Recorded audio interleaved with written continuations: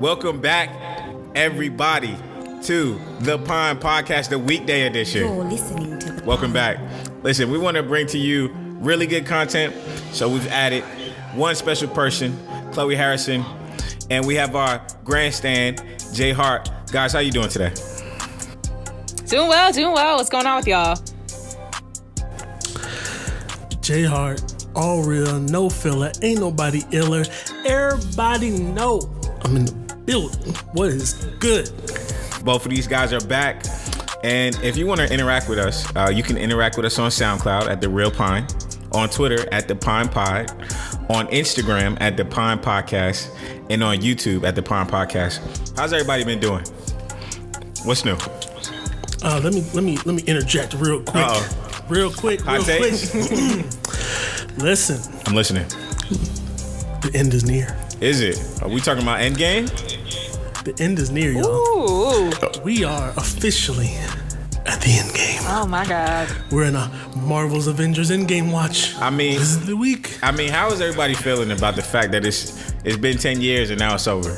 It might not be over, but it might be over. Like, how you feeling? Look, I don't want to believe it's over because Disney just bought the X-Men franchise, so I still want that Avengers versus X-Men storyline to happen.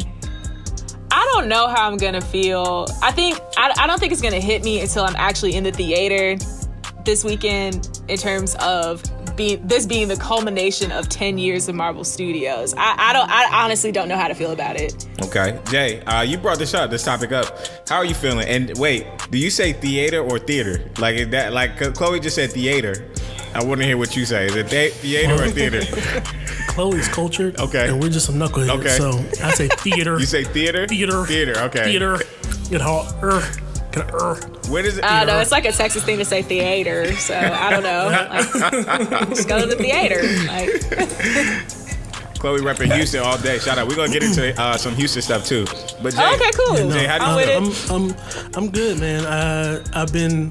The first Iron Man movie came out right about my birthday. Okay. I think it came out on my birthday. Wow. Back long ago. Okay. Working the front desk in Centennial Hall. It's already. I remember those days. Yeah. So, something is coming to the end. They make too much money for it to come to an end. So, exactly. But there's a thing coming to an end. A story is coming to an end. This story. I read the 10-year story is coming to an end. I read the spoilers. So, don't talk about that. I'm not going to talk about it, but I just want to see if it comes true or not. But okay. I was looking at some reviews, and apparently it got a 9.5. IGN gave it a 9.5. They said it was very touching, very heartfelt, very fun-filled. It was like the Marvel movie that touched your soul like the most. It's worth all the 10 years of building. Right. That's what you're saying. It's a culmination of greatness. Got it. That's what I need to know. See, I bought my tickets. I'm not seeing it first night or second night or third night or fourth night, but boy, that fifth night. What? How are you gonna stay up the web? How you gonna stay up the That's what I'm saying. Like, I'm going easily. I'm going easy. in a morning. Like, I am going the weekend. I'm going first thing Monday morning. Okay. Tickets sold. There's one movie theater here, and they sold out immediately. So, yeah. And apparently, Fandango's website crashed too when the pre-sale tickets went on sale. Listen, my stuff is not on Fandango. You gotta go to the website for the movie theater here, but it sold out immediately. So, pro tip. I was just like, you know what? Yeah, I'm good. Pro tip from Jay. Listen, you know how you could actually like rent an entire movie theater out if you won a $768 million Powerball. So I just hopped on social media, and a 24-year-old won $768 million. You know what? How is that making y'all feel on this workday? You know, it makes me feel some type of way, honestly, being a 24-year-old myself. Oh. In need of, you know, that kind of cash. You know what I'm saying? Like, maybe break off like $70,000 or something. But like, you know, it's like I have tried my luck at many a Powerball, and the fact that, you know, somebody my age is able to win that much money, it's like, do you know what you can do? You can do anything. You could retire, you could travel, you could invest, you could put some money aside, you could buy out a club and still have something left over. First of all, if I had that kind of money, I would dip and go halfway across the country for like a 6-month sabbatical. Listen. And then, figure out what I'm going to do with the rest of it. But, oh my God. See, I have a full scale lottery plan because I still plan to win the lottery. Okay. I'm going to win the lottery at some point. Hey, just pay my student loans off. That's all I ask. Hey, okay. That wasn't. I didn't write that down in my plan. Well, I'm writing it down for you. I'm writing it down for you. But yeah, I already have a plan for that money. Okay. I'm not going to tell you what my plan is, but just know you won't know. I will never know. You won't Everything know. we've been through, I will never know. You won't know. Will you still do the podcast? Oh yeah, of course. then that's all I need. He'll do the podcast on a yacht. I'll literally do it on a yacht. I'll be good still with won't that. I'll know. be like, Out in we have Monte Carlo somewhere. But you still won't know. I'll be like, we have a benefactor that just contributes, and I'm good I with got a that. benefactor. I'll be like, I got a sugar mama or something. I'm gonna find some way for it to be justified. But just know you won't know. Give Just us know some I know I sponsors got at plans. least, though. No, we got that. Hook We us got up with that. We got something. that. Oh no, the podcast take off. I feel podcast that. take off. I'm gonna put the dude's name out there, Manuel Franco. Won Oh, they 768 identified They him. did identify him. Oh yeah, he said he came identified. But first and foremost, I would pay the sum of money that I need to pay to whatever state entity I need to pay to make sure that I wouldn't have to come forward. That's how you wouldn't know. We got I to feel look like up the that one Milwaukee lady. ratings. I can't There's a remember number. I can't remember what this one lady won, but she came to whenever you have to go pick up the check, she wore like gloves and like a face of an emoji, and you couldn't tell who she was or anything. And I was like, that's who I want to be. Like, I don't want anybody to know that I won this, and maybe quit a couple days later. Don't make things too suspicious, and then just dip. Yeah, Listen. no, that's the thing. Like, nobody would know. I would be very smart about it. And there's like 7 states where you don't have to disclose, but then most states where you're supposed to disclose, you can pay a sum of money and they will keep you out of the news. Listen, I'm showing up to work for at least like half a year, right? Oh no, I'm going to work. I'm still And I'm gonna pray every day. I Rich. pray every day that I don't die in the car crash on the way to work. But I I'm will walk into work every day. smiling, like I got $768 million. Like, Listen, you win $768 million. You can pay whatever $30,000, $40,000, $50,000 fee. Somebody would say that they'll keep your name out of it. You can pay that. He didn't do it right. anything's possible. Shout out to Manuel Franco in Yeah, shout out Milwaukee. to him. He didn't do it right. So I'm worried about him now. He's in Milwaukee though. He's in Milwaukee.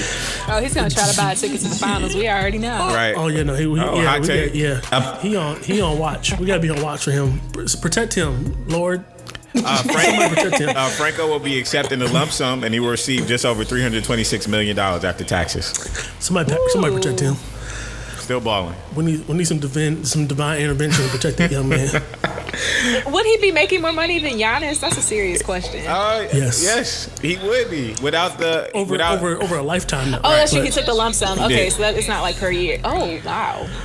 Well, Wow. Giannis, They might be because next door neighbors. Like, hey, If friend. you took it, well, here's the thing. This is the interesting discussion about the lottery, right? So you take the lump sum and they tax it once, right? Mm-hmm.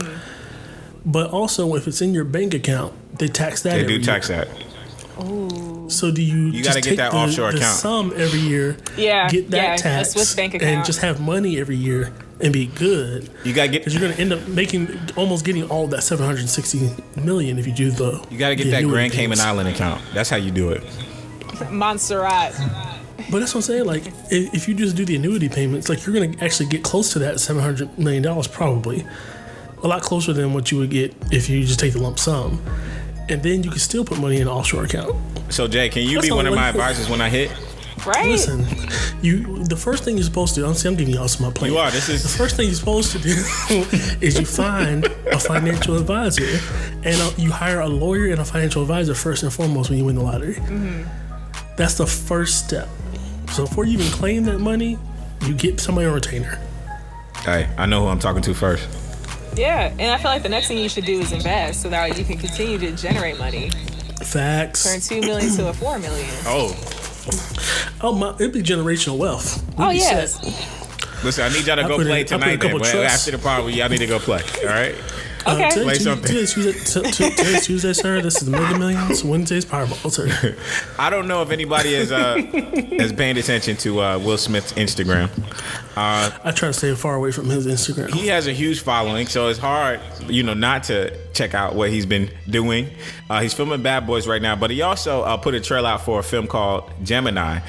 And I'll give you the background of the trailer. It was kind of weird, but basically it's like Fresh Prince Will Smith versus like Married with 2 Kids Will Smith. I did see the trailer. Did you see it? And I did see it. It's kind of weird, and I think that Will Smith is like, this is like the end part of his career. Like, his peak is finished, and I think he's just putting stuff out now. That's just like he might get that $12 million, 20. I don't know if he's still getting $20 million per film, but it doesn't seem like a film that should be on a silver screen. It looked like a film that should be on Netflix. Period. Ang Lee is directing it, and from Life of Pi, yeah. Right, and I'm not sure if Will is like, his swan song of his movies is like, is he going out the right way? Listen, as an actor or an actress, as a thespian, as someone of the theater arts, I don't think you really have a prime. Do you? I think people can act until they're 80, 90 years old. Betty White's still out here in the streets. Yeah, we need to put a search out for Betty White, because I haven't heard from her in a long time, by the way. It's funny you brought her up. So, but I say that because, we just had that Tiger Woods conversation last week, right? We did. Mm-hmm. And I watched this, you saw the Nike commercial. We talked about like what that Nike commercial would be like, and you were waiting for that Nike commercial. Did anybody see the Nike commercial? Chloe would have been the one to probably see. I haven't seen it. I did see it. Yeah. They released it. Well, I saw it on Twitter, and I think it came out the same day. Yep. I saw the Nike commercial. Then I saw there's a video of Tiger Woods watching all of the spectators over the past 5-10 years. Okay. Saying that he should have retired, that he should give up golf, that they don't want to see him anymore. And it's everybody you can think of, the who's who of sports commentators. I did see that too, yeah. All crapping on him. From Jamel Hill, Stephen A. Smith, everybody. Everybody was crapping on Tiger Woods in the worst conceivable way. And he's just watching this video of them and he just smirks. Oh, wow. So is that how Will Smith feels to the haters? I say that because who can tell that? Will Smith at one point in our childhood, in our teenage years, that summer was Will Smith. Yes, every summer. Mm-hmm. He was the blockbuster man on the summers, right? The Rock is that man now. The Rock is taking that spot. Right. But, kind of a downgrade in my opinion, but I get it. Yeah, in talent, sure, but The Rock is the man now. Okay. So, Canes care for Canes. That's all right. Okay. Yeah, Rock is the man. So, and we share the same birthday. So, shout out. That's next Thursday for the record. If you want presents, I'll give you my Venmo and my cash app. Happy early birthday. So, I appreciate it. Thank you. Will Smith, I can't say that it's over for Will Smith because he's an actor. Well, he can be 60 and have the greatest performance of his life for all we know. You know what I mean? So he's still doing things. He's still out here. He became a social media influencer. I love social media. Will Smith. That was gonna happen? I like social media. That was gonna happen. I did. I that's easy I think for Will, just because of his personality, But let's look at the movies that Will Smith has been in recently, right? Bright. And apparently they're doing a Bright too. Oh, really? I heard Bright was good, though. I didn't see it. Bright was so trash. Guys, I didn't see it. I didn't see it. I heard it did have poor reviews. I saw the last Will Smith movie I saw was Concussion, and I didn't like Concussion. I think he was nominated for Best Actor. He was.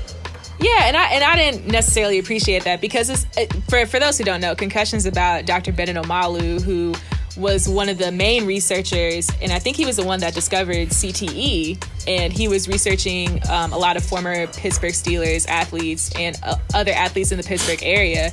So, to play somebody who is of African descent, and it was just like the accent was everywhere, and I don't know, it was just a lot going on, and I was like, this isn't necessarily believable or necessarily true to the story that Dr. Benedict Omalu had.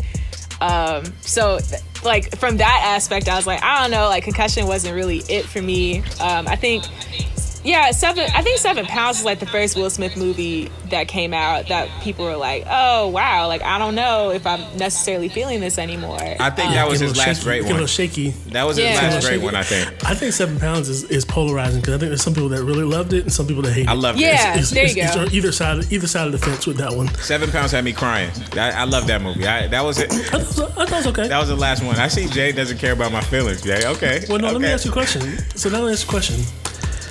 Who has the better chance of making another good film project? All right, you ready? Mm-hmm. Okay. Will Smith or Adam Sandler? Will Smith. That's not hands down. Will Smith. I'll take Will Smith. The last Adam Sandler movie I thought was Click. I think so too. I think so too. But I think Will Smith. I say that, and the reason why I compare those two is because I think Will Smith is going in the same route that he is. He's finna just try to get that Netflix check. I wouldn't be surprised if Will Smith just completely just takes his talents to the Netflix like Beyonce did. I wouldn't be surprised. Yeah, and Netflix has money to blow. Yep. And that's why Adam Sandler just makes some Netflix straight movies. Like they paid him an exorbitant amount of money to go just make films for them. And that's what he's doing. They're all bad. Haven't seen one, but that check's still coming. He did a comedy special for him too. Is Netflix really hurting for content like that though? Netflix has an estimated $3.7 billion, so they are just passing money out. No, I don't think they're necessarily passing money out. I think they're just trying to diversify their content in the age where you have a lot of companies that are trying to make their own over-the-top platforms. And I think, they're also disrupting the film industry because like a lot of actors and actresses are up in arms because Netflix had a film, Roma, which was an excellent film, by the way, that was nominated for Best Picture, but it was on Netflix. And it's like, well, people don't have to go to the theaters to see films anymore. And it's like, it's not necessarily that's what's happening. It's just another option, a more affordable option, and a more accessible option to watch content. So I don't necessarily think Netflix is throwing money out to just anybody. They're just trying to diversify their portfolio. Correct. Same way that Hulu is really helping the whole cut the cable pursuit for everybody else. Like everybody has their role to play in this, and of course there's some people that can push against it because it affects their dollars. You know what I mean? It affects their bottom line. So yeah, people are gonna be mad about the Netflix thing, but they're not hurting him for content. No, they're trying to have a monopoly on content. They are legit oversaturating content. Like I can't keep up with what happens on Netflix anymore. I love Netflix. I love the fact that they did original content and they're pushing some really good projects out. But how many original shows do they have now? So you used to be able to count it. Right. Now it's not I can't count on two anymore. hands. It's probably like 50, 60 original shows now. And I couldn't even tell you when, like, how to even keep up with half of them. You know what I mean? Yeah. So, like, I see the perspective of they're hemorrhaging money and just throwing money out to everybody. I just think that they are trying to realistically oversaturate the market with content because at the end of the day, that's what's it about. It's content at the end of the day. Who has the most content? Where can you be the hub? And now with Disney pulling their content because they're putting their own streaming service out, and all these companies now starting to have their own dedicated streaming services. They are trying to be ahead of that curve and continue to have that content. And it's working. I think Netflix is probably a good 7 years in front of everybody right now.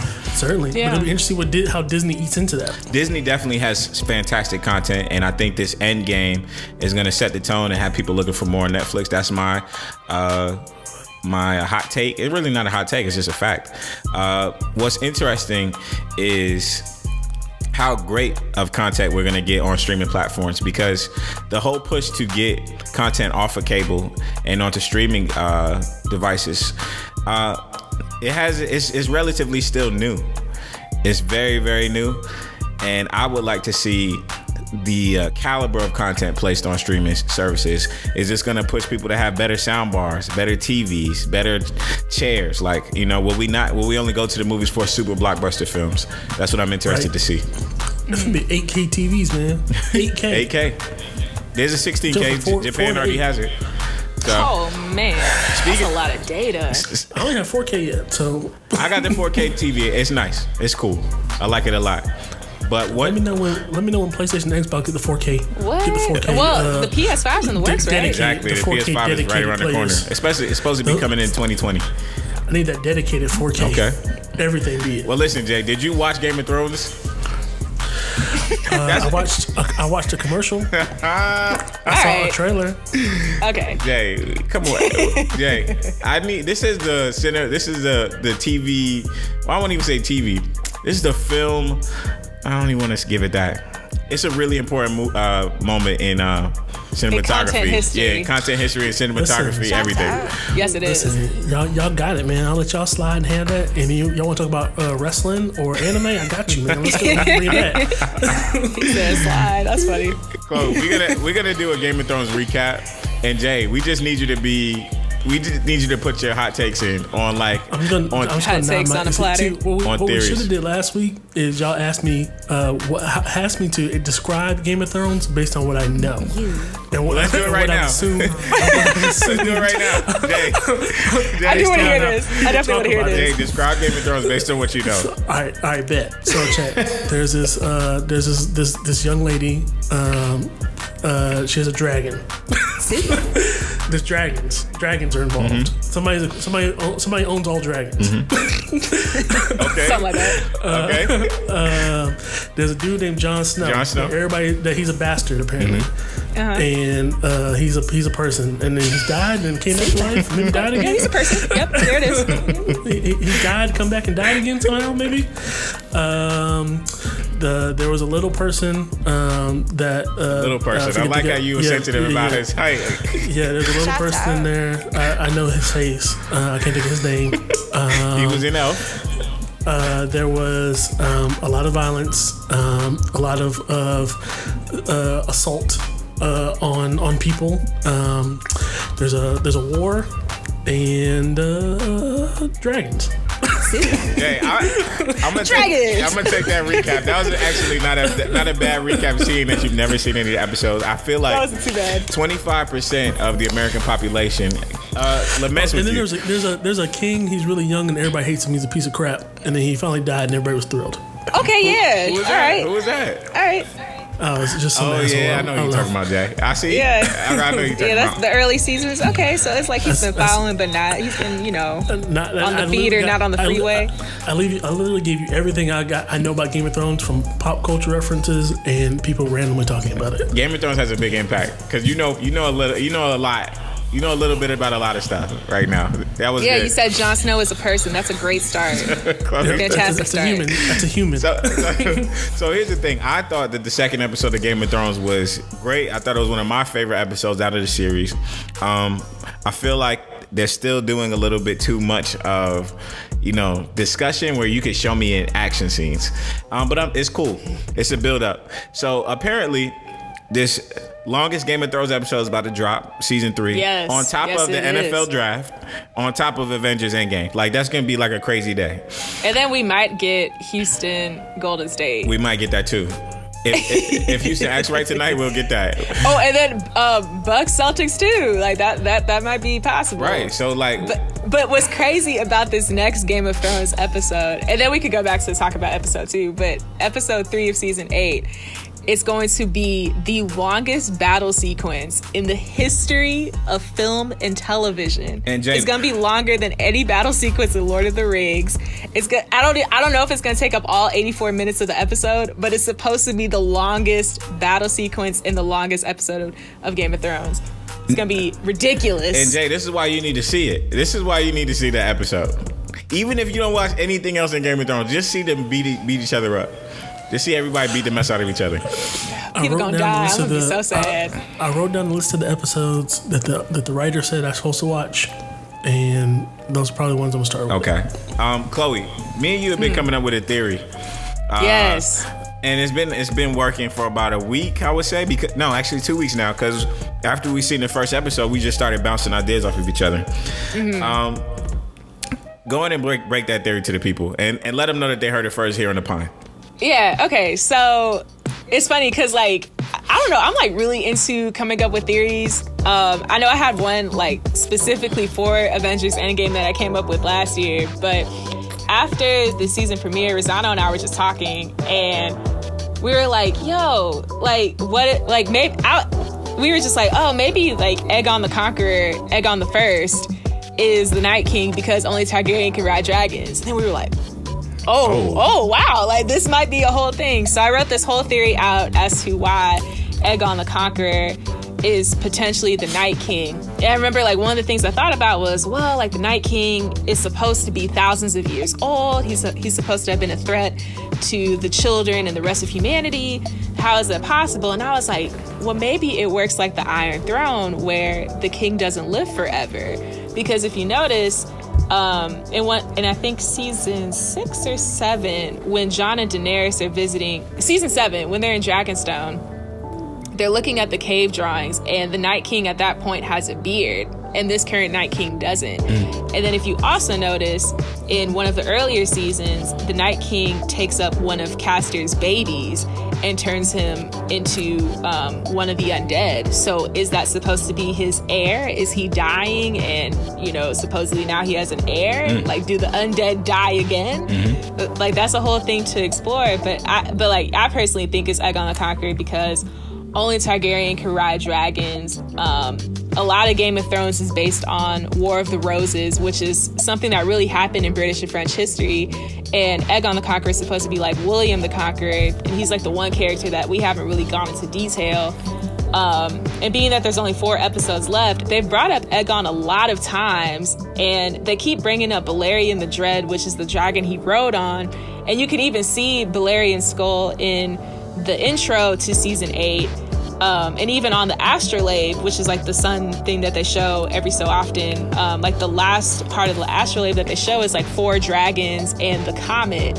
And, a lot of people are like, oh, maybe the 4th dragon is supposed to be Daenerys. And I'm like, well, Daenerys already has 3 dragons. I'm thinking, like, they're going to bring back Balerion, and somehow it's going to be revealed that the Night King is actually Aegon the First.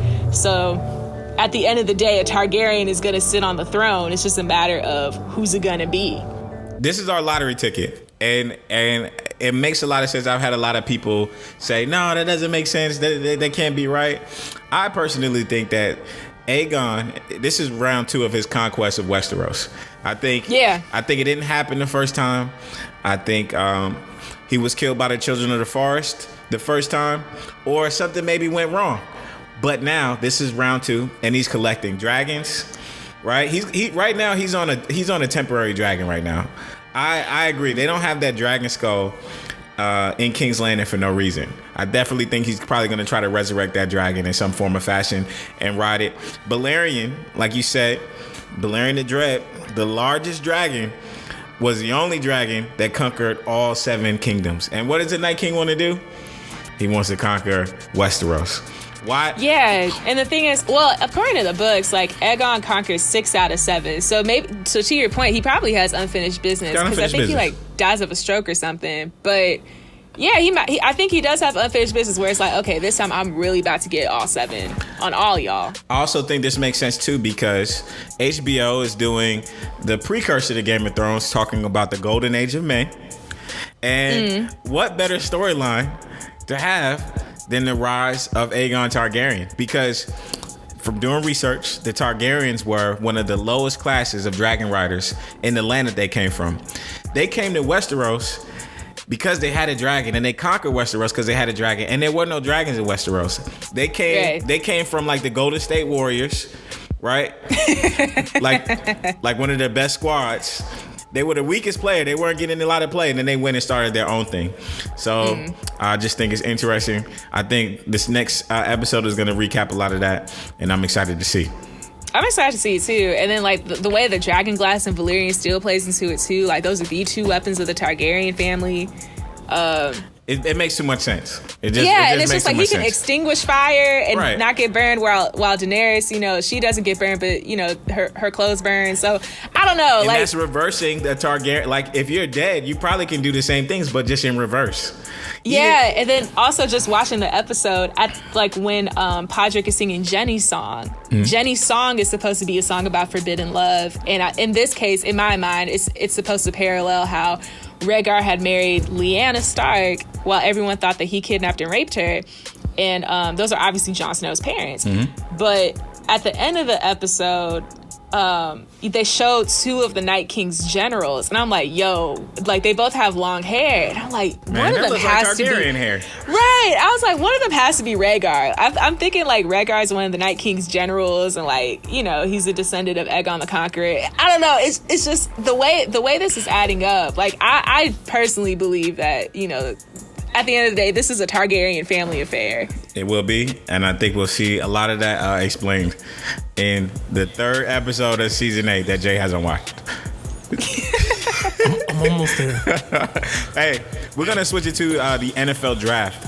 And Jay brought up a really good idea. He said, let's try to pick the top 10 picks of this NFL draft. So Jay, I want to know your first 10 picks from the upcoming NFL draft that will be happening this Thursday.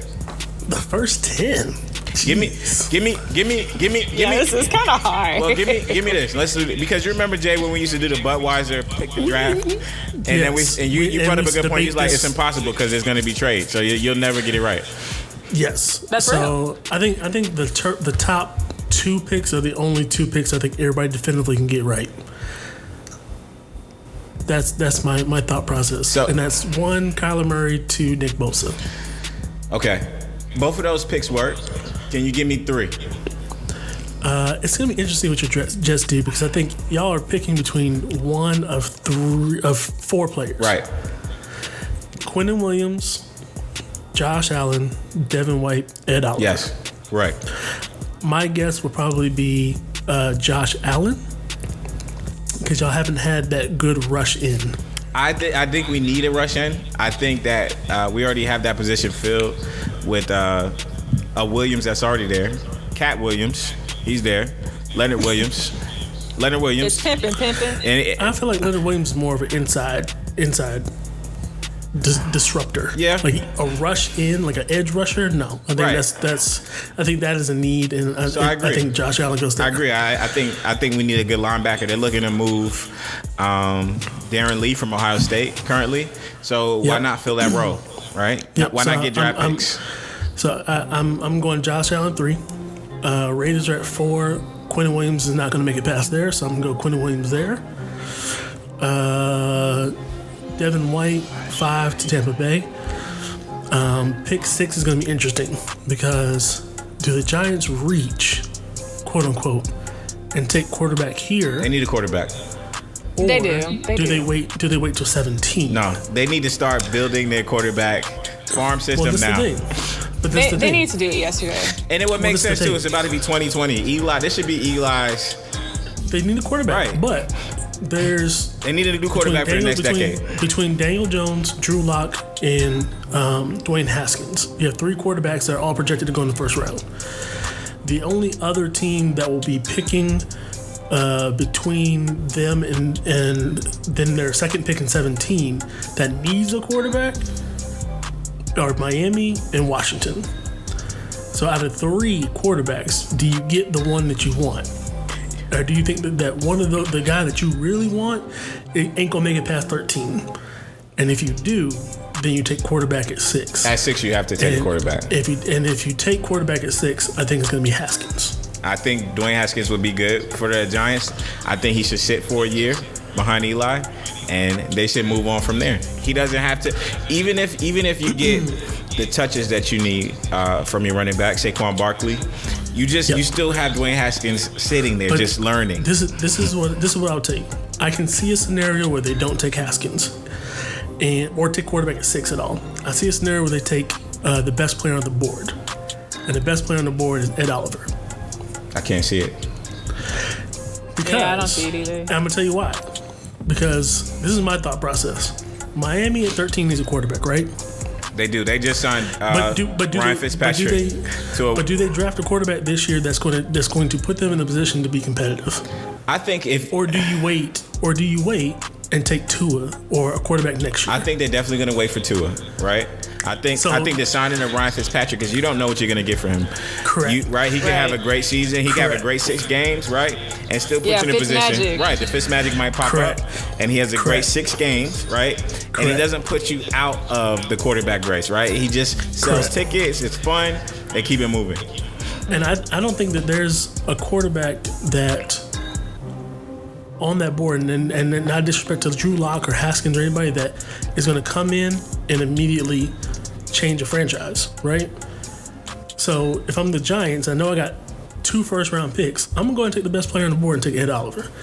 And then take my chances at 17. Or if I see that if I'm getting a different feeling, maybe try to trade up. Why not just trade back? Because, again, I think they have so many needs that I go ahead and take the best player.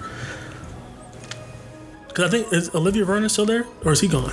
Olivia Vernon is gone. He's been traded to the Browns, the Cleveland Browns. So Ed Oliver is small to play defensive tackle in the NFL, but is fast. So you can put him at rush in, and he can take that Olivia Vernon spot immediately. Okay. That means that they're gonna have to try to get to it next year then. No, they can still get a Daniel Jones or Drew Lock or Haskins in the first round still, and just not pick them at 6.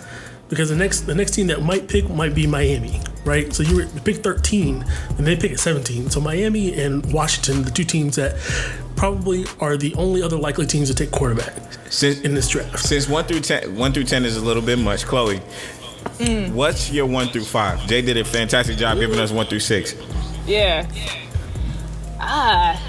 See, I know like the issue with Kyler Murray going as the number 1 overall pick is, they already have Josh Rosen at Arizona. So it's like, do they pick Kyler Murray and then trade Josh Rosen? I don't know if that's necessarily the best move for Arizona to do.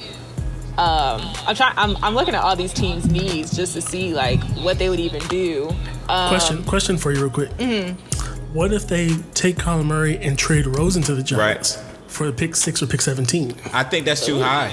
I think that's too high for Josh Rosen.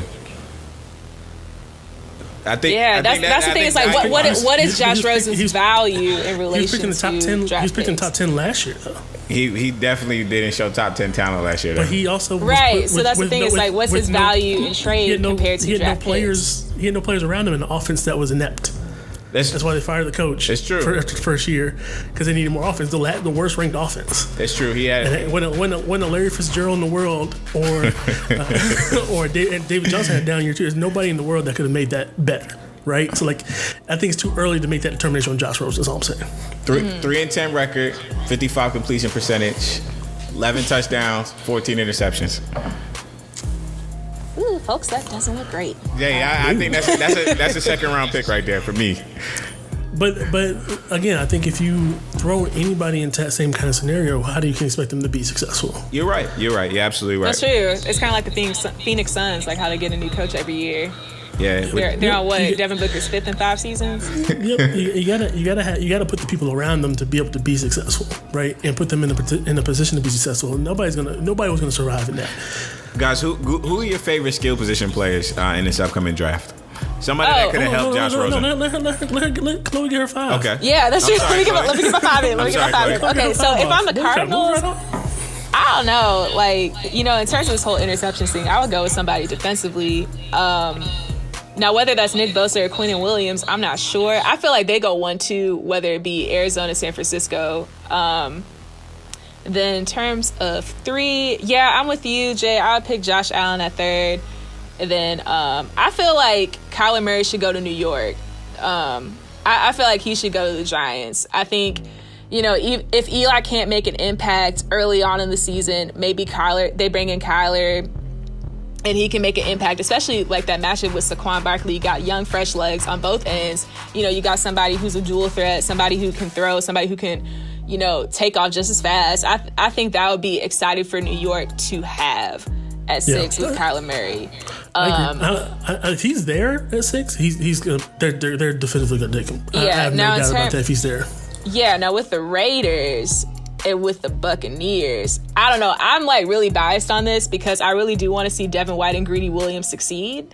So I would put them both up there. I think just like LSU being DBU and LSU being known for their defense, and then also Devin White's just like his outstanding ability at linebacker, especially this past season in college football. I think that they would be huge assets for Oakland and Tampa Bay to have. So that's how I would round out. I know I did 6, but that's how I would round it out. I think the only thing I would say with Kyler Murray at 1 is just the fact that brand new coach, they brought in 2-play offense to run a high passing efficient offense, high tempo, getting to be able to draft a quarterback who've played in that specific offense already.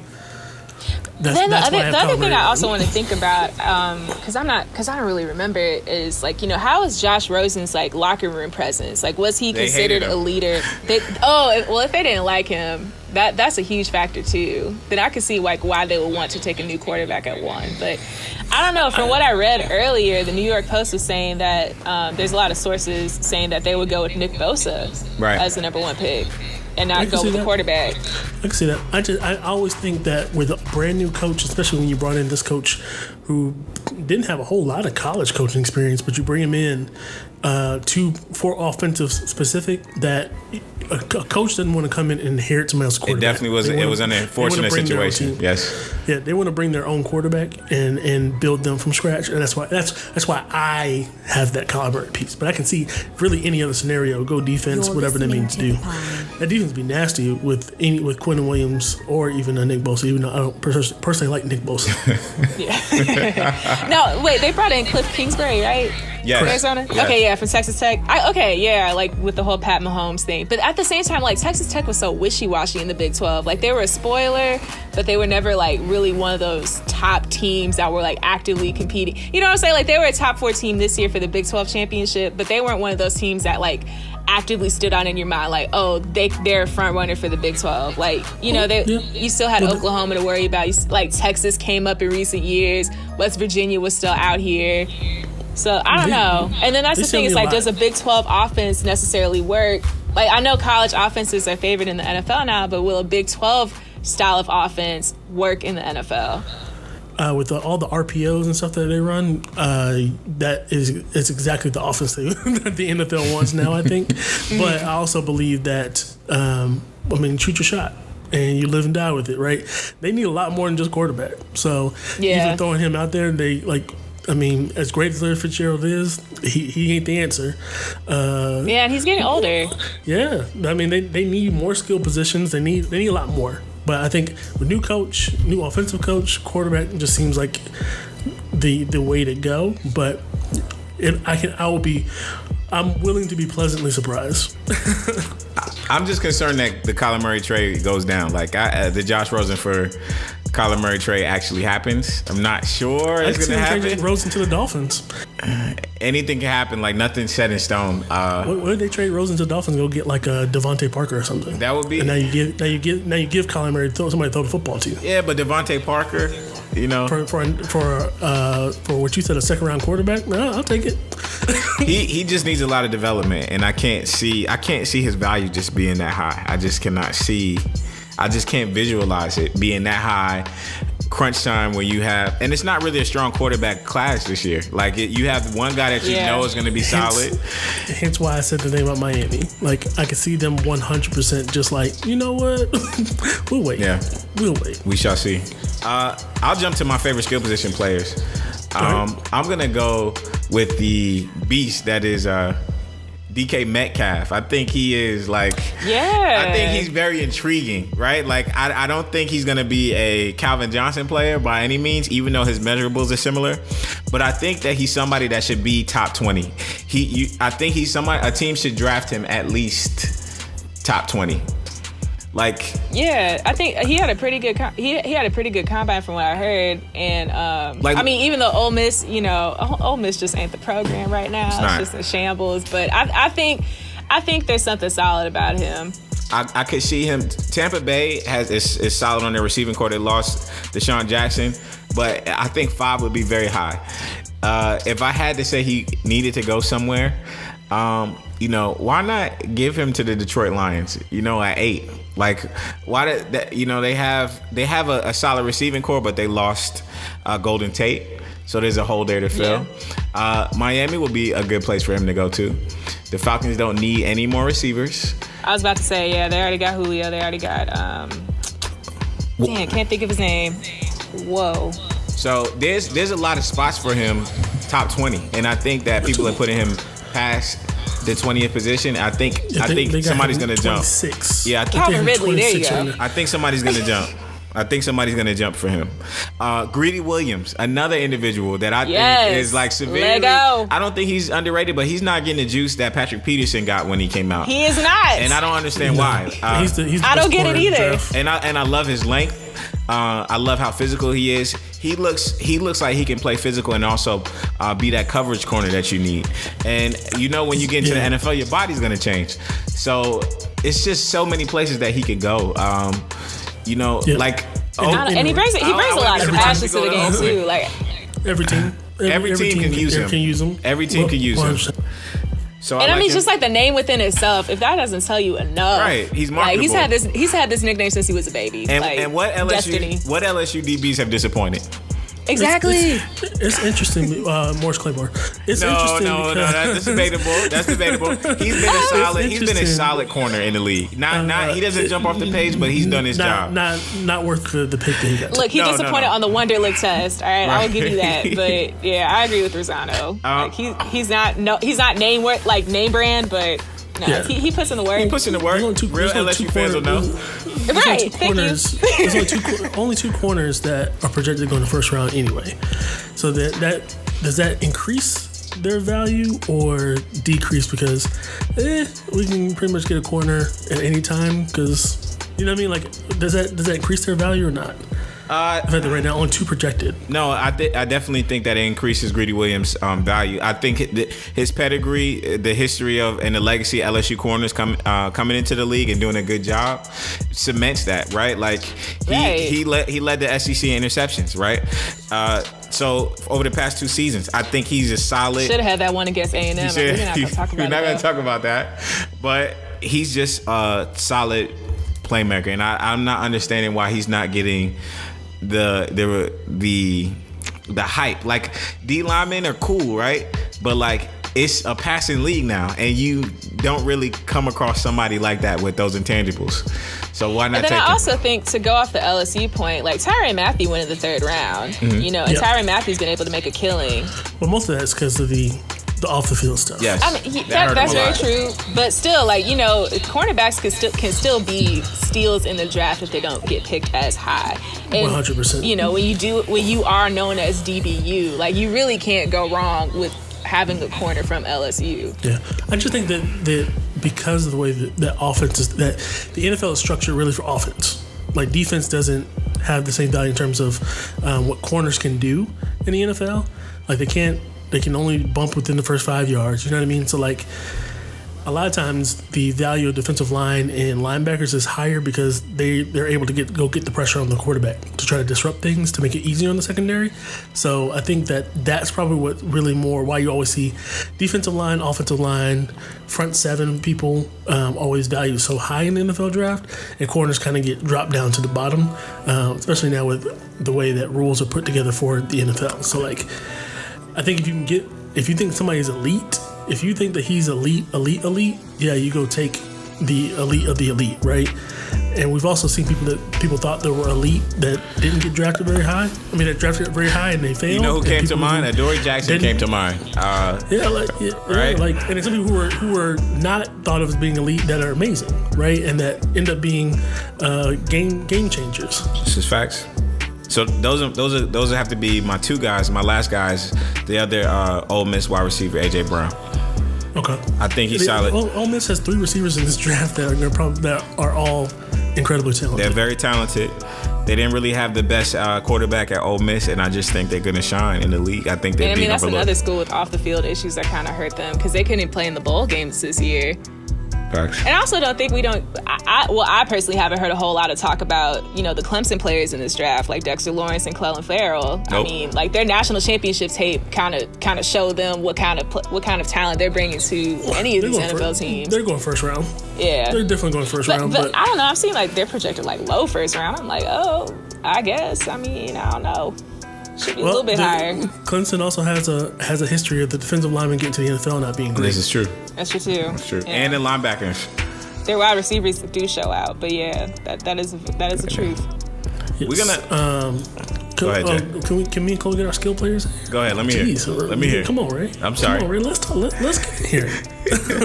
I agree with you with DK Metcalf. I think the only thing about him that in pro day and in combine is that he can't move laterally. Okay. Which he can't. He has too many muscles. He's like a fade. He's like a fade. You throw him a fade. He's too fit. He's in too good a shape. Too fit to quit. And can't move laterally apparently. So like you're not going to put him in the whole route tree. But Randy Moss didn't run the whole route tree either. So. Woo. I like that, Jay. I like that. Big comparison, yeah. So I mean, I'm a fan of a team that needs a receiver. So whatever. He fits the mold of a Baltimore Ravens receiver. Like he's big, he's tough, big and physical, right? Big, physical. Yeah, he can basically play tight end. Right. So like, let's go. All right. I actually like Greedy Williams a lot as well. He would be great for the Ravens. It's a lot of players that could go any place. I'm gonna tell you my sleeper pick. What's his first name? I don't want to mess him up. My sleeper pick in the draft. Wide receiver. Andy Isabella. How much do you know? I don't know. Andy I didn't even Isabella? heard this dude's name till now. Okay, go look up Andy Isabella. Jay with the hot take. Andy Isabella is like 5'9". So he's going to play on the Patriots. Okay, so everybody immediately makes that comparison to because he's 5'9", he's white. Okay, so everybody says immediately, "Oh, that's Wes Welker. Oh, that's Julian Edelman."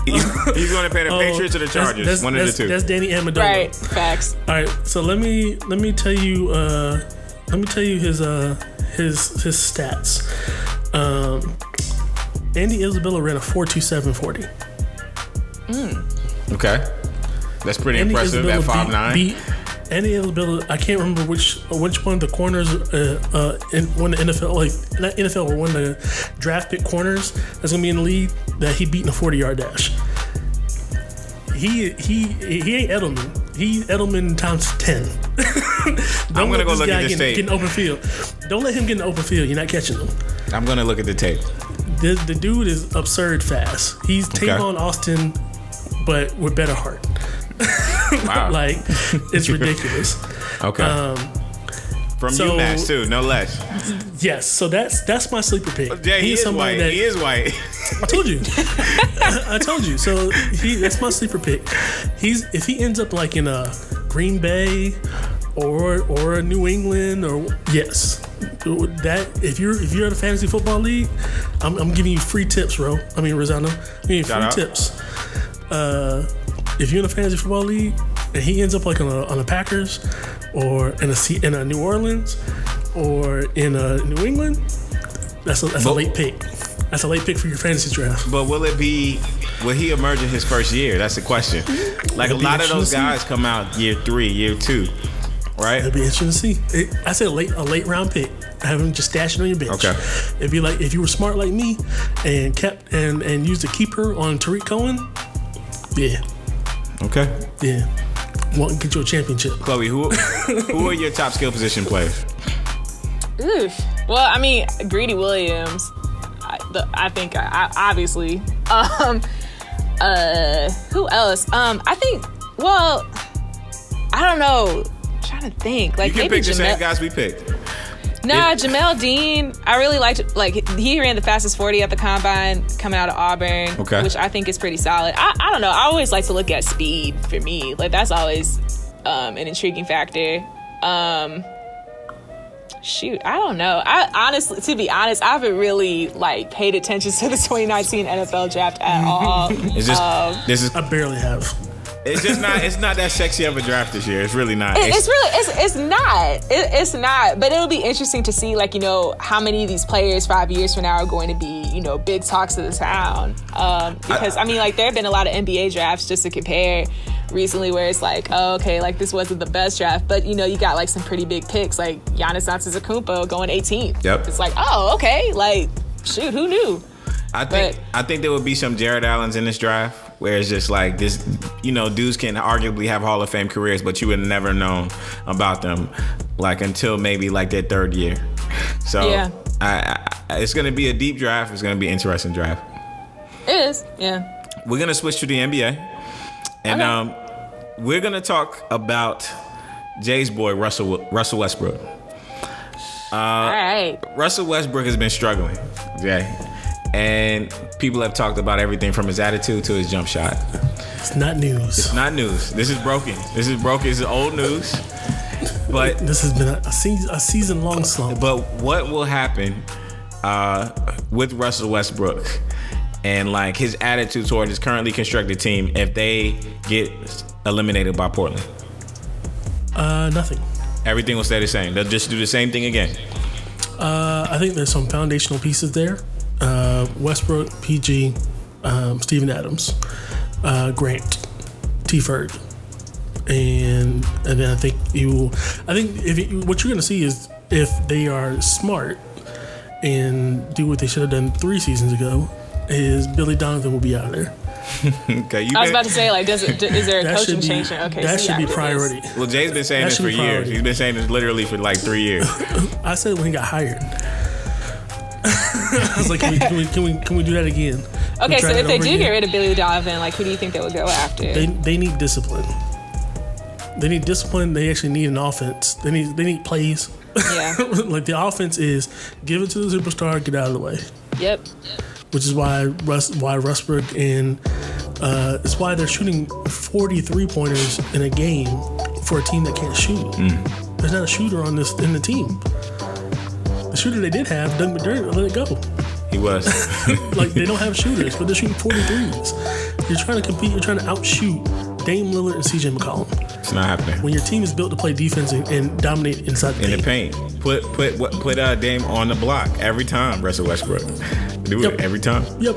But I feel like everybody wants to be Golden State in the sense where everybody wants to shoot threes. Like that's just like a running trend in the NBA, and it sucks because it's like to y'all's point, it's like OKC's not playing to their strengths, and that's why they're down in the series. And that's a coaching piece. It goes back to coaching. Yeah. KD said it on his way out. It's like we didn't have any structure. We just went out there and played. We played basically pick up basketball every game. Now what's it amazes me how OKC had 4 stars. Right. Went to the NBA Finals, and they haven't been back since. And I mean, it's just all falling apart. Only 2 of those stars showed up at the finals. I mean, that's very true. Like that's why James Harden was traded to Houston, and I mean James Harden blossomed into the player that he is. He never would have been that player without being on his own team. That's real. And it's so funny to me because James Harden has also broken the Kardashian curse. That's one thing that people don't give him enough credit for. It's the beard. The beard protects him from all evil. That's what I'm doing. And I'm going to keep putting this out on the web. James Harden's beard has superpowers in it. And anything that negative comes towards James Harden as an individual, it'll just get swatted away by the beard. What's interesting about OKC is they literally, that franchise has almost single-handedly built the foundation of the NBA. And Kevin Durant, James Harden, Russell Westbrook. There's other players that teams drafted, but those 3 guys are top 10 players in the league and all MVPs, which is amazing, right? So we talk about Russell Westbrook's legacy and how people are going to feel with him. We already know he's a triple-double machine, right? We already know that he plays hard and he gives it all every game. But for the franchise's sake, if they don't deliver at least another finals appearance with the talent that they've constructed on the squad, it looks bad because you let an MVP walk. They didn't let him walk. They didn't let him walk, but he had to go traded get an MVP. They traded an MVP. They didn't do everything to keep him. They didn't do everything to keep him. I agree. Right? That part I agree. And it's like at that point, James Harden was 6th man of the year. Right. Correct. And he wouldn't develop into the player he is now without being able to have his own team. But at the same time, he would still been an incredible player. And they made a decision to choose what they thought in terms of building a developing team with Ibaka over who they also let the walk. backcourt. Yeah, and now Ibaka's doing his thing in there's- Toronto. right. His production declined every single year after they did that trade with James Harden. But he's still- 'Cause he's I think he felt the pressure. But Ibaka's still a solid player in the league. You know, it's A solid even player, if, but even if you had his- Russell Westbrook, if you kept that team currently constructed and you had Westbrook, Harden, and Durant, right, and Ibaka was like the fourth option, it's not really that big of a. It's not really that bad. Not to mention Jeff Green. They couldn't afford all four. They couldn't. That's what the issue was. And that's why now we're in crunch They couldn't time. afford all four. So they moved Harden, right, and. I really think Ibaka felt that pressure that, hey, we chose you instead of James Harden, so you better play up. And his production dropped off every single season. Until it didn't make sense to keep him anymore. But then look at who we've moved around in the league, right? To your point, like we have one of the smartest front offices, right? And at the same time, it can look bad because after we've moved people on to other teams who don't have as much talent on it, like those opportunities become bigger for those players. Oladipo is one. He had 1 year in Oklahoma City, moved him to Indiana to get Paul George. Great. And then Oladipo turns into an MVP candidate, right? It's very interesting. Sabonis is balled out. That's the person I hated to lose. I hated the fact they traded Sabonis in that trade. Right. But Indiana was smart for doing that. So much talent has come through OKC. We let Cantor go. Right. Cantor's beating us. Right. Cantor's beating us. Right. Like that's it's. But they are great talent evaluators. Right. So they're gonna get more talent. That part's not the issue. It's now we need to figure out why is this person coaching this team, but not actually coaching this team. So it's Billy Donovan. I mean? So you say it's Billy Donovan's fault. I think it needs to start there now. It starts with the players on the court, definitively. But if you don't have any kind of structure or plan or game plan or organization, that goes back to the coaching. What's funny is, interestingly enough, like Oklahoma City probably could have been to a few finals like early on, right? I could argue in 2009 when they lost to the Lakers, right? That if they got past them, they might have been to the finals that much more earlier. So I can argue a few things. Right. I can argue the fact that why in the finals Scott Brooks decided that Kendrick Perkins was the best option to be sitting there starting every game, and all they do was running around him because he couldn't move laterally. Right. Yeah. But he was too stubborn to make that change, and you're seeing that same stubbornness over in Washington. I think the talent evaluation is fantastic with OKC, and the draft. You guys have had Jeff Green, you guys James Harden, Serge Ibaka, you know. Cephalosha was great at one point in time before his injury. Westbrook. Yeah. So I just think it's just like what we're gonna see at the end of this is that Westbrook has a statue outside of outside of Chesapeake Energy Arena. That's what we're gonna see. He'll be a lifer, but again, I think as a fan of the team that he owns responsibility to take more ownership over. Like his effort is never the issue. His decision making can be, right?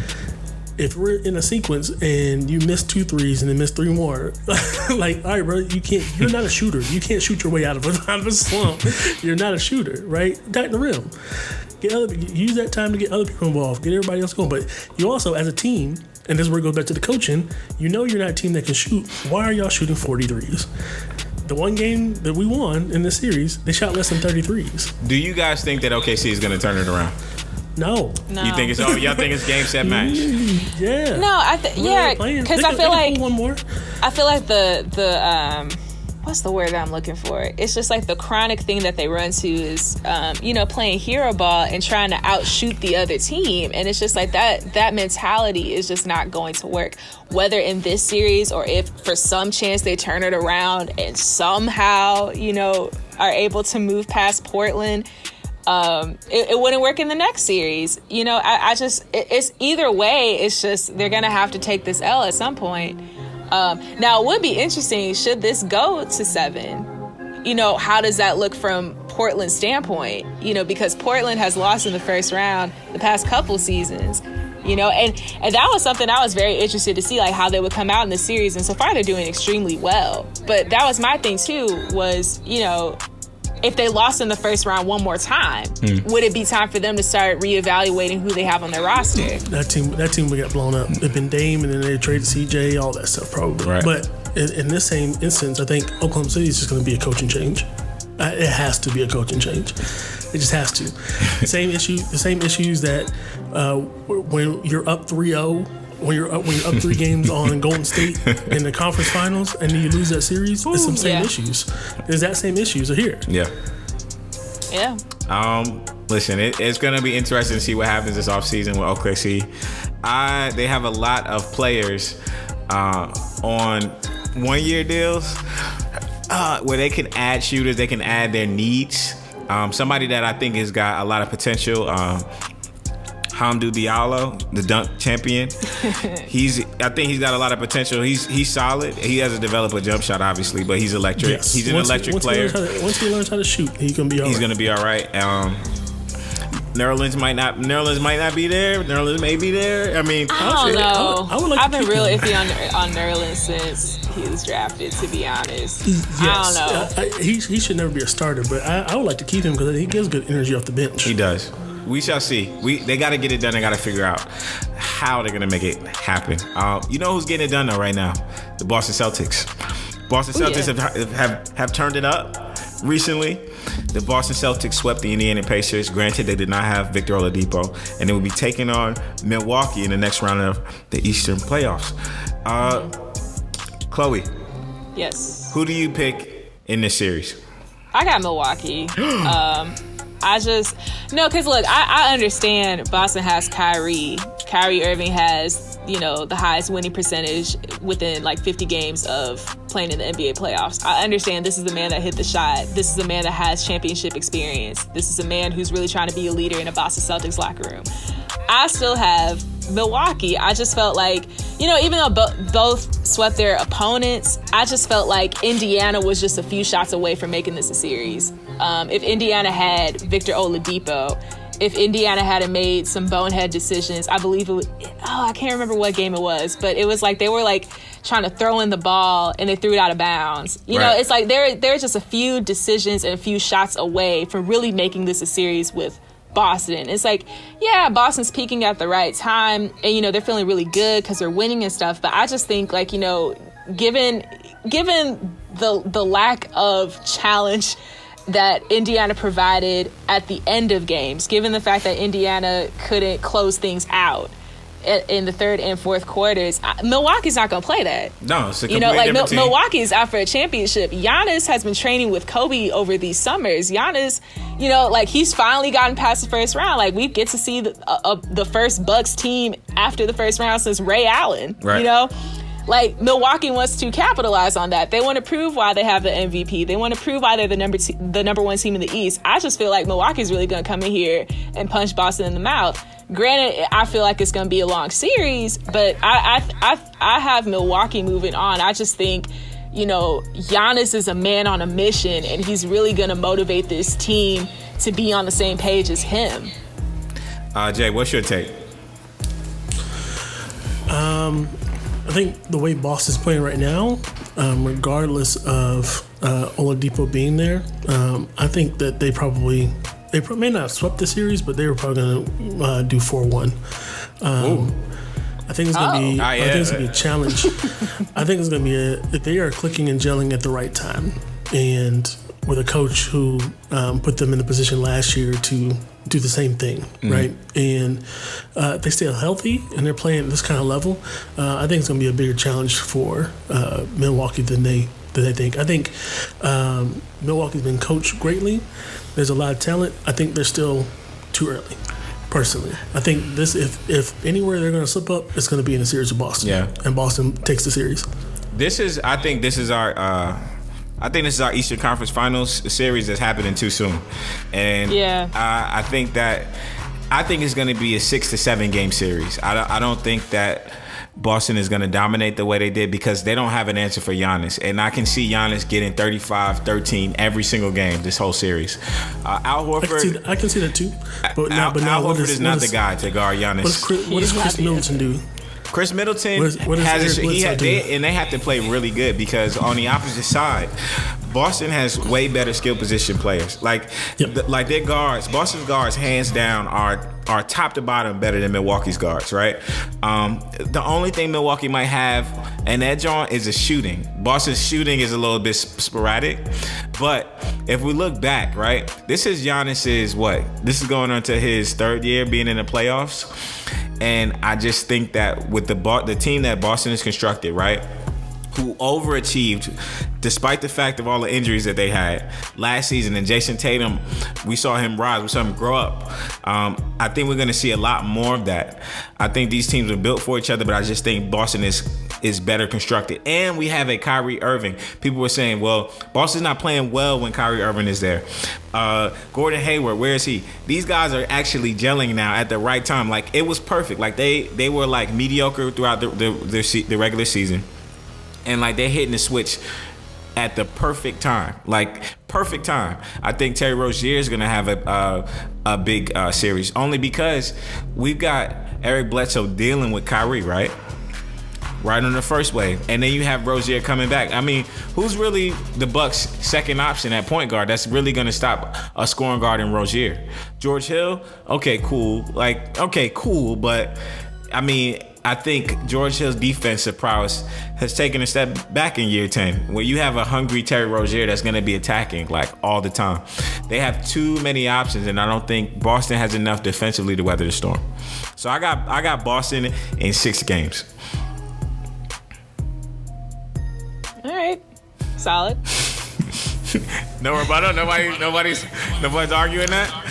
Yeah. I mean, I got Milwaukee. Hey, Chloe, I got Milwaukee in a long series. Whether it's 6 or 7, I'm still going with the Bucks. Chloe, you also picked the Nets to beat the 76ers. You know I did, and I'm looking at the score right now, and folks, it is a mollywhopping. But you know what? I will say Brooklyn put up the fight that I thought they would. They just can't score down the stretch, and I think that's a lot of these lower seeded teams, especially in the East. It's like depth is a thing. They're really putting up fights, but they just can't score. And I mean, like, Orlando couldn't score tonight at all. But yeah, you gotta have that second wave of scorers. Yes, like and I think to Charles. Yeah, and I think to Charles Barkley's point, like, we're really about to have the playoff series we've been looking for in these conference semifinals. And I mean, even on the West side, you get Golden State, Houston potentially. Yep. If they could close it out, they stop playing around. Yeah, and I don't even know who's going to win between San Antonio and Denver. I think that's a 7-game series because now Denver's trying to, get it together and not get embarrassed. But I think San Antonio's overachieving in that series too. Yeah, they letting that big forehead beat them up. Shout out to the power of the forehead. Shout out. Derek White got the power as a mega mind. He does. Listen, now, we know both of these two teams are going to get swept. Jared Dudley and Pat Beverly's roles in their respective series. Do they get a Pond Award for that? We're going to start a new thing called the Pond Award. Do they get one for their efforts in trying to lead their team against groups of people that are taller than them, stronger than them, and better constructed teams? I mean, can we give them an award they don't really want? That's not what they want. I know, they want to move on. They play like they want to move on. It's just like, I don't know what Brooklyn's doing right now. I can't even tell you when's the last time they scored. I mean, Pat Beverly's I don't think they scored in the third quarter at all. Pat Beverly's trying, but Jared Dudley, come on now. Come on. No. Come on, bro. No. You got to, listen, if you can't talk all that talk after the game. I don't know. Joel Embiid was talking that talk too, but Joel Embiid can prove it. That's the difference. No, Jared Dudley should have snuffed him as soon as he walked on the court in this game. That would have been real. Jared Dudley, since he didn't, that would have been a highlight. He would lose his executive. He would lose his front office executive shots. Yeah, but don't pop off after the game like that. It's just facts. That would have been a highlight. The game. Catch him in the offseason. Then this is embarrassing. The game is in the third quarter. It's 9:35 left, and Brooklyn has got 32 points, and Philly has 7. So I mean. This is kind of wild. That's disgusting. Yikes. But I want to give a shout out to Pat Beverly and Jared Dudley for giving us a show in the first round. Yeah, shout out to them. Let's give them a Pound Award because, they did. I mean, we'll see what Golden State will do tomorrow, but we already know. We already know what's gonna happen. Real quick, I hate to interject, but we're gonna talk about that. The Kansas City Chiefs just traded for Frank Clark and have paid him a 5-year, $105 million deal. See, now I don't understand. I didn't understand the $100 million. What 63 million guaranteed. 63.5 million. Your defense is so bad. What do I need to do to get my job to pay me $105 million? You know what I'm saying? You on the way. Y'all just got money. And Josh Gordon has re-signed with the Patriots. Here's the thing. Josh Gordon is getting on my damn nerves. All right? Number one. Number two. And I liked him, but a lot has to do with the fact that he signed with the Patriots. And it's just, I don't understand this. I mean, I don't want to talk about his personal life and stuff like that, but what's the back and forth? Like people have stepped out to you to help you, right? The NFL is giving you multiple chances. We know you are all galaxy talent. Like, if aliens came down and said, I need to see your best athletes, I'm putting Josh Gordon up there. But what's going on, like, between the ears, where you come back, you step away, you come back, you step away, you're posting on Instagram, you're posting on social media. Like, it's just very confusing from somebody who's a fan, like, what's going on. And he's gotten several chances, so I really don't understand. I don't understand his projection. I'm not getting it. I'm not getting it. Also, tidbit number 2, Jason Kidd interviewed for the Lakers job. I did see that. What's also interesting about the Justin Houston thing and the Frank Clark thing, Justin Houston is no longer with the Kansas City Chiefs, and they they are making a push towards a championship. Like, it's not playoffs anymore. Like, it's like, we need a championship. I think they overpaid for an edge rusher in Clark. I think Justin Houston is head and shoulders better. They let him go because at the age of 30, they're like, I don't know how many more snaps you got left at the salary that you want, but $100 million, like, come on. Yeah. Like, yeah. Is he going to be opposite Mahomes on the pay scale? Right? Yeah. He better get 25 sacks. Right. So, I mean, we got to see. We got to see what that's going to happen. And they ain't got no secondary right now because of Eric Berry going too. And they didn't. Yeah. So Patrick Mahomes, if Frank Clark gets $100 million, Patrick Mahomes Mahomes $250 million. $250 million. I was about to say, yeah. He had 205. No, they better have some money for him, for real. Right. And then last tidbit for me, my team, the North Carolina Tar Heels, have signed the number 2 prospect and the number 1 point guard. Where was all this stuff basketball. when we were building a rundown? I'm looking at ESPN right now. And Going back to the Lakers head coaching job, I think they should hire Juwan Howard. I think that would be a solid hire because you have somebody coming from outside the Los Angeles Lakers organization to help build the Lakers to be who they are. He's worked with LeBron before, in the sense of being a teammate with the Miami Heat, but he has plenty of years as an assistant with the Miami Heat as well. And I don't know. I just think, to me, like, that would be a very interesting hire to have because you have somebody coming from a culture that knows how to win championships. He's been able to learn under Eric Spoelstra, Pat Riley, and try to bring that, not necessarily bring a different culture to LA, but it's like, okay, I've already been somewhere that, even though it's a young franchise, it's a franchise with a culture. And it's like, okay, I can try to see, like, okay, let's figure out what does Los Angeles want to be in this new decade, in this new era, and then try to build from there. A lot of people are talking to Juwan Howard, so I mean, I know a lot of people are talking to him, but I feel like I'm saying a lot of people are talking Juwan Howard to be the next coach. Oh, I see. I thought you meant a lot of teams were interviewing him. No. Okay. No. So it's a possibility. Plus, he's a good people person among the players. He has a lot of a lot of players have a lot of respect for him. Yeah, that the Miami Heat coaching tree with Fizdale, Howard, all those guys are branching out now. They won championships. So we'll see. It's a players' league, so we'll see. Jay, I got a question for you. Yep. Have you seen the movie The Shining? Yes. Chloe, I have a question for you. Mm-hmm. Have you seen the movie The Shining? I've seen the trailer. Listen, I should have just stuck with the trailer, Jay. I need your take on The Shining. I thought it was severely overrated. I know it's a part of cinematic history. And I know people get on millennials a lot. But I saw it at a friend's birthday party get together. It was a pretty cool get together, and she chose that movie. The movie was fun, right? This individual is an actress, very talented actress. So I think she was trying to put us on game with cinematic history. But I thought the film was overrated. What's your take on The Shining? And now I understand what memes mean. Certain memes now I get what they mean. Oh, okay. I mean, it's a movie. Like it It's Johnny. right, and then the Here's Johnny thing, the meme where you see Jack Nicklaus frozen in the snow with the stupid face, the stupid look on his face, like that's what dropped the movie like 3 points for me at the end. I was like, he's really gonna die in the snow like that, and with that look on his face.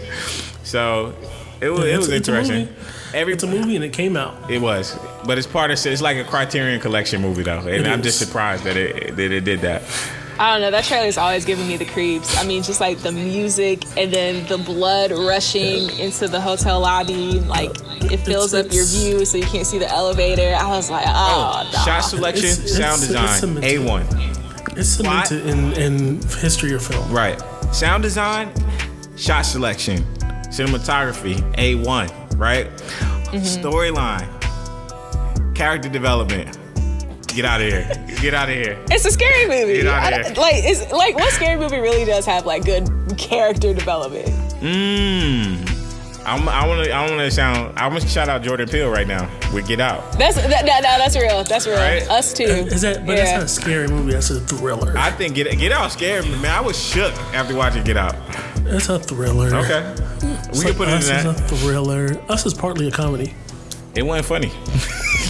I was like, is this happening? I was looking at people like... I did laugh at Us. I laughed at Us a lot. I was looking at people like, same. Are you who I think you are?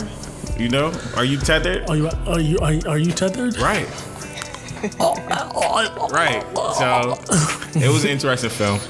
But I want y'all to... Chloe, give it a look and tell me what you think. That's all. Okay, I'll put it on my list. Another thing that a lot of people watched on the web is Beyonce's Coachella performance on Netflix. Yes, Homecoming, y'all. How did you guys feel about Homecoming? Jay, I'm not sure if you've seen it. I saw it. Okay, what'd you think? It was great. What you want me to say? I don't want the Beehive to come after you. It was great. Beehive can't come after me. I'm from the city. Okay, shout out. This is the Houston part we were talking about. Yes, wonderful. It's amazing the work that they put in. It's amazing how she executed that. It's amazing how she got the rights to that and got it on Netflix. And yeah, all that's just amazing. Beyonce is amazing. There's no other real words for that. 60 mil. Shout out to Beyonce. Yeah. Chloe, being a Houston native, how do you feel about it? Yes. I don't know. It's like, every time I see Beyonce, it's very emotional for me because it's like I remember being like 7 years old and my first ever concert was to see Destiny's Child at the Houston Livestock Show and Rodeo. And it's like, to see somebody who is from your city, who looks just like you, like that was a moment for me, like being able to see Survivor come alive at the rodeo. And it's like to see her go from that to being, the woman that she is, displaying the content that she is, like this, like she went to Coachella, right? Mm-hmm. Coachella's not necessarily a place that, she's the first Black female headliner at Coachella. She went there and brought an entire HBCU experience that was infused with dancehall, that was infused with Fela, with Nina Simone, with so many different Black artists, having the Black national anthem sung at a place like Coachella. And it was just like everything she did, it was with intention, from the design of the costumes to the design of the stage with the pyramids. I mean, just everything was so well thought out, and it promoted Black culture with all its various shapes and forms in such a very positive way. Like, it was just an enthralling experience to see it behind the scenes. But what also struck me, and see, I feel like this is why we don't really deserve Beyonce as an artist. What struck me the most was that, she wanted to do Coachella, I believe in 2017, but then she was pregnant with her twins. This woman almost died of toxemia and preeclampsia. And I mean, like, those are two things that you just don't want to have, like, when you're pregnant. And then on top of that, I think one of her kids almost died because I can't remember which twin had the heart murmurs, but it's like you had to go through all that. And I think she was like 285 pounds, when she was like well into her pregnancy.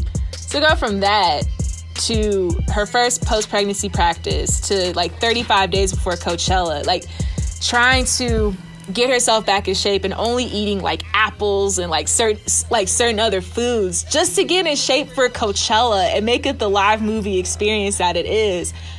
I mean, it's just, you can't deny the work ethic. You can't deny the planning that it took.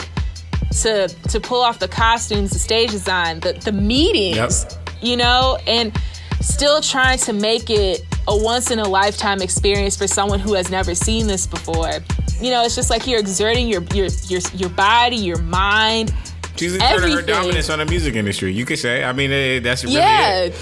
You know? Yeah, and I mean, you know, it's just like it's like you have to do all this and then go back to your family and like go breastfeed the twins. I mean, it was just mind-boggling how this all came together, and the fact that it was so well documented, so well edited, and then come out with a live album after that. I'm just like, I just don't know how she does it. Beyonce's a corporation. She is a corporation. Now the question is, when is the next actual Beyonce album drop? Man, she got so much source material. She got time now. She literally, I feel like she just gave herself another year or two. You know? Yeah, and it's like, you know, this Netflix deal is a 3-project deal, and people are still asking for like the Formation World Tour DVD. I mean, I couldn't even tell. Like, she has time. I absolutely think her next album probably might get dropped on Netflix, and she might break the game. Like, it might be a visual album just straight on Netflix, just straight streams. You know? That'd be dope. That would be crazy. So, Chloe, thanks for your take on Beyonce being a Houston native. Yes. Jay, I appreciate your words, being a music guru. So I'm gonna wrap the pun up with a Beyonce quote, and it's quite simple. She simply says, "A diva is a female version of a hustler," and she's showing that. Shout out Beyonce. Yeah. Thanks for listening to The Pine. Follow us on Instagram at The Pine Podcast, on YouTube at The Pine Podcast, Twitter at The Pine Pod, on SoundCloud at The Real Pine. Guys, can you shout out your social media so people can find you and follow you? Oh yeah, at Closer Talks on Twitter. That's where I live. At The Flawless One on Twitter, at The Flawless One on Instagram. Shout out Rooted Resistance. Shout out to Lord's Clothing. Shout out to Jesus. Shout out always. Yeah, shout out to Jesus. Happy Easter. Happy Easter. Yeah, shout out. We in this thing. Gang, gang. One. Take care, people. You're listening to The Pine.